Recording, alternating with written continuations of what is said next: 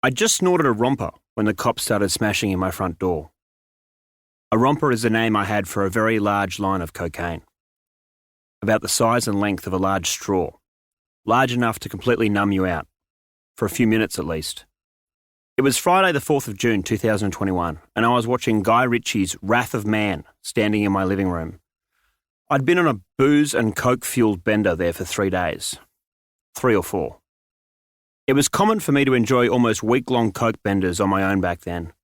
Sitting on my stained blue couch, curtains drawn, lurking in the darkness, sniffing my way to oblivion as the bottles of wine piled up and a glass half full of water slowly jammed full of cigarette butts. I was only a third of the way through the movie, and it was just getting interesting when I heard crack. It was a sharp, serious sound, like solid glass that had been hit but was too thick to immediately shatter. My first thought was that a very large, possibly drunk man had somehow fallen into my door. That thought lasted about 1 second, or 1,000 heartbeats in my current state. "Police! Search warrant!" A voice shouted so loudly it sounded like it was coming from inside the house. It's hard for anyone to know exactly what they would do in the seconds before a police incursion squad raids their house.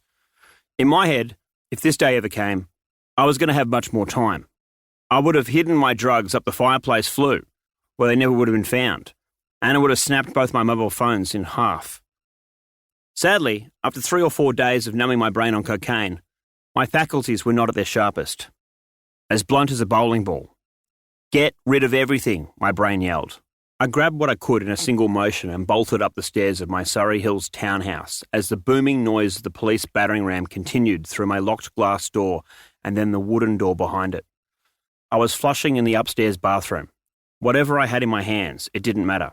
Cash, drugs, it was all going down the toilet. I might have pressed flush twice before I heard the noise of voices inside the house and knew they'd breached. Yelling at each other as they searched every room. They'd be upstairs any second. I ditched flushing and ran to the room adjacent. It was our spare room, where my fiancée had a large movie star kind of makeup mirror, the kind surrounded by a million light bulbs. I hid my 100-kilo body behind the door. "They'll never look there." Yelling continued up the stairs, and then a bloke with a massive shield appeared, peeked around the corner and saw me. Turns out they did look there. "Get on the ground," he yelled as he threw me to the ground. "Hands behind your back." Then there were 2 of them pinning me down, knees digging into my calves. "Stay down, you fat cunt," said one of them. "You've got a tiny cock," he added. For a while, when I recalled this event, I thought he was just trying to be a dickhead. But perhaps that was just his way of letting me know that I'd been under surveillance for a while. I lay with my face touching the wooden floor, like a gazelle that had been caught by a lion. Not dead yet, but defeated. Now that the grunts had successfully subdued me, it was time to meet the thinking police.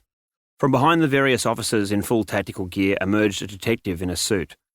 I couldn't tell you what his name was because, let's face it, most of the time it's hard enough to remember someone's name when you meet them for the first time, let alone when you're tired, high as an albatross, and have been caught as a target of a police raid. Things were said to the effect that they were in my house to execute a search warrant, and this was all explained in a manner so polite that you almost wondered why he didn't try ringing the doorbell first. I was patted down, and 2 detectives had a peek in my underwear to check for any hidden items before I was set down on the upstairs couch and handcuffed. I was surrounded by half a dozen cops and could hear other voices and movement downstairs. Big crowd for just me, I thought. I was introduced to a welfare officer who I was told was there to ensure I was treated reasonably and that the execution of the search warrant was conducted legally. Many incidents over the years of police brutality and planting of evidence were probably the reason behind that. I thought it was a shame there wasn't as much police corruption anymore. I would have paid handsomely for the heads up.